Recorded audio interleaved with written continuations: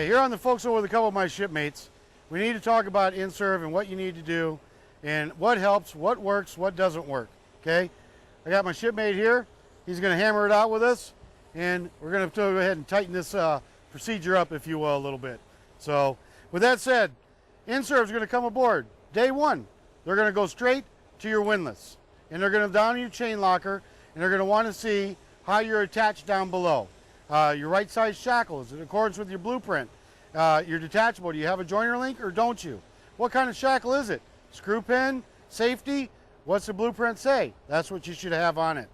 Okay, next thing you're gonna do is they're gonna come up here, and they're gonna look at your forecastle and your ground tackle. They're gonna make sure all your detachables are tight, they're in accordance with your PMS, 36M1. Okay, you gotta make sure you read that. The movement, is it in accordance with, does it exceed? The whole works as far as doing the test. They're going to make sure you have at least one ready anchor to get underway. Then they're going to look at some of your SAR stuff. Do you have a SAR capability to get underway in accordance with the GIFM?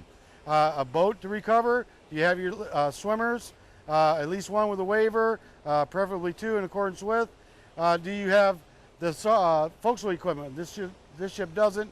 It has it on the side ports, but most ships have them on the J-bars on the forecastle. Some of the other things we're going to want to see to help you out with INSURV.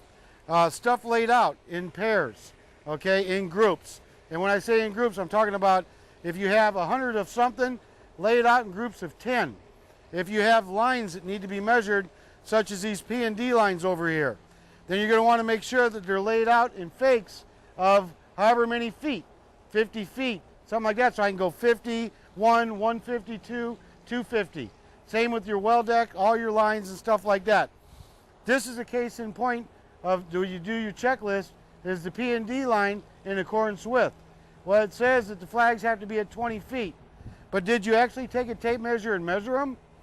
Because you'll find out that some of them are at 16 feet, some of them are at 25 feet, and that's scary. Even when they come from the manufacturer, they're not exactly 20 feet center to center. So you need to measure them. This is the kind of stuff we're talking about, attention to detail, the stuff we learned in boot camp that we need to do to make sure we pass. Because INSURV is going to measure them, and they're going to make sure you're right. Your J-bar davits, are they right? Do they have the right number of blocks? Do they have the right shackles on them? Are they safety shackles? Are your hoisting lines the right size? Are your pulleys and sheaves the correct sizes? The list goes on and on. Your mooring lines, are they in accordance with 613? Are they terminally spliced correctly? Check them. Read the book, make sure that they are. Your lifelines and stanchions. Once again, we get into the danger aspect of it. We don't know what we don't know. We have a lifeline running through, say it's a GRP lifeline, and we have a J-hook. If the J-hook's not turned forward at a 45, it will not lock the lifeline in.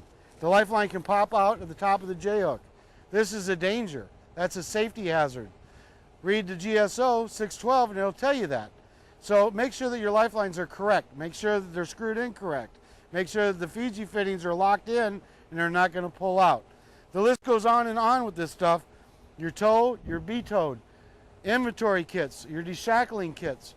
Your inventory kit is nothing more than your AEL. Is your AEL attached to the toolbox? Is everything in the toolbox that the AEL says should be there? All this equipment has to be laid out such as that for the inspector to go through and go.